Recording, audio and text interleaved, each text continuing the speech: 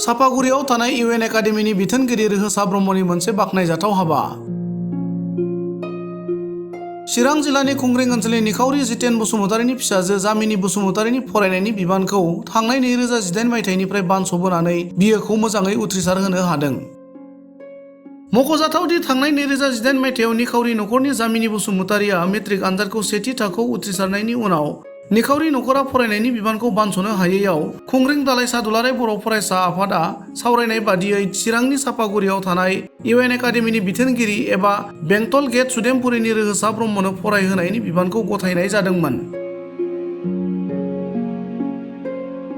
बेबादिनो बेंटल गेटआव थानाय स्वरूप स्थिति हिउमेन रिसर्स जौसिन फरायसालिनिफ्राय एच.एस. आनजादखौ सेथि थाखोआव उथ्रिनानै आनन्दराम बरुवा बान्थाबो मोननो हादोंमोन। बेनि उनाव बङाइगाव कलेजाव इडुकेसन आयदायाव मेजर लानानै बिए आनजादखौबो सेथि थाखोआव उथ्रिसारनो हायो जामिनी बसुमतारीया। जामिनी बसुमतारीनि बेबायदि जाफुंसारनायनि खौरां मोननानै गोजोननायजों दिनै खुंग्रिं दालाइसा दुलाराय बर' फरायसा आफादनि फारसेनिफ्राय बेंटल गेट सुदेमपुरिनि रोहोसा ब्रह्मनि न'आव नुजाथि फैनानै रोहोसा ब्रह्म लोगोसे जामिनी बसुमतारीखौ मान बावो।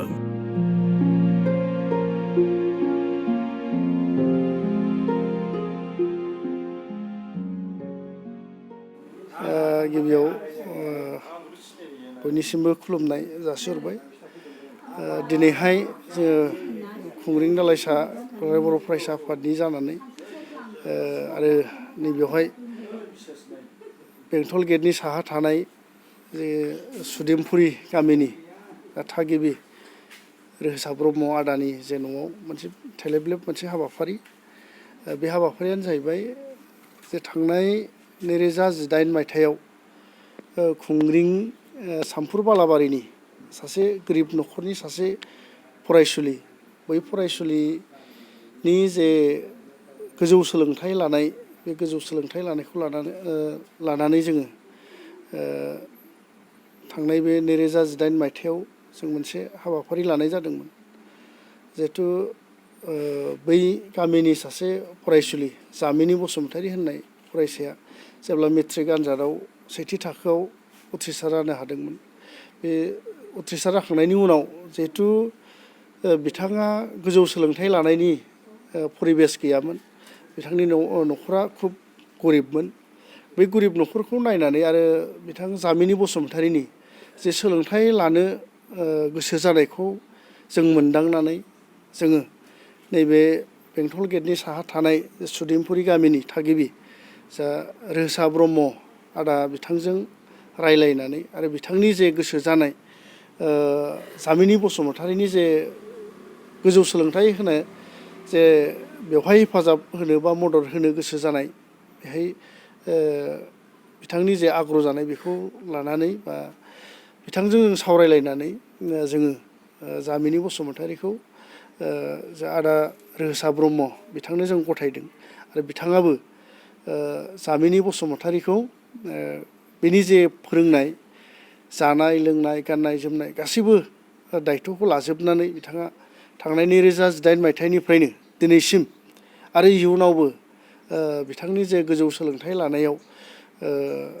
मोनसे मैखोम दायथ' लानानै हाबा मावबोनायाव दिनै जामिनी बसुमतारी बिथाङा जे गोजौ सोलोंथाइ बेखौ मोनफैनो हाबाय होननानै जों बुंनो हायो। मानोना थांनाय 2018 मायथाइयाव मेट्रिक पास जाखांनायनि उनाव बिथाङा गेजेर गोजौ फरायसालिखौ बा हायार सेकेन्डारिखौ बिथाङा आदा रोहोसा ब्रह्मनि अननायाव नैबे बेंटल गेटनि स्वरूप स्थिति जे फरायसालि, बे फरायसालियाव हायार सेकेन्डारिखौ बियो फार्स्ट डिभिजनाव उथ्रिसारनो हाबाय।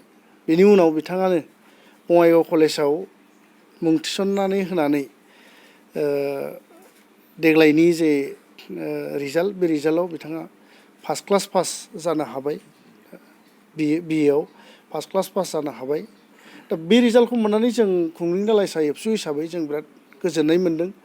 गोजोननायजों दिनैहाय नैबे न'खराव फैनानै जोङो जामिनी बसुमतारीनो जोङो मान बावफैदों। लोगोसेनो जिहेतु जामिनी बसुमतारीनि जे गोजौ सोलोंथाइ लानायाव आबुं दायथ' लानानै बिथांखौ मदद होबोनाय जा आदा रोहोसा ब्रह्म आरो बिथांनि अनजालि बिसि मानगोनां बिथांमोननो गांसे गांसे आर'नाइजोंब्लाबो जोङो मान बावफैदों। मानोना बेबायदि बिथांनि बेबायदि मदद होनाय जुदि मोनामोनब्ला जोंनि जे जामिनि बसुमतारी बे बिथाङा बेबायदि गोजौ सोलोंथाइ मोनामोन जों बेखौ बुंनो हायो। आरो बिथांनि मददआव बिथांनि अननायाव बेबायदि सोलोंथाइ मोनखांनायनि उनाव जों दिनैहाय गोग्गानो हायो खुंग्रिङाव सासे आइजो मानसिया सासे हिन्जावसाया दिनैहाय बेबायदि गोजौ सोलोंथाइखौ मोननो हादों। दा बे जोंनि थाखाय खुब बाख्नायथाव। बेनिखायनो जोङो जोंनि खुगानि रावजों बिथांमोननो जों बाख्नायनो हानाय जोंना राव गैया। दा बेल' जोंनि खुगानि रावजोंनो जोङो बाख्नायदों। मानोना बिथांनि अननाया अराय जामिनि बसुमतारीनि जे थांनानै थानायाव बोर जानानै थाबाय आरो इयुनावबो बोर जानानै थागोन जों बेखौ फोथायनो हायो। बा बिनि थाखाय जोङो बिथांमोननो मान बावो।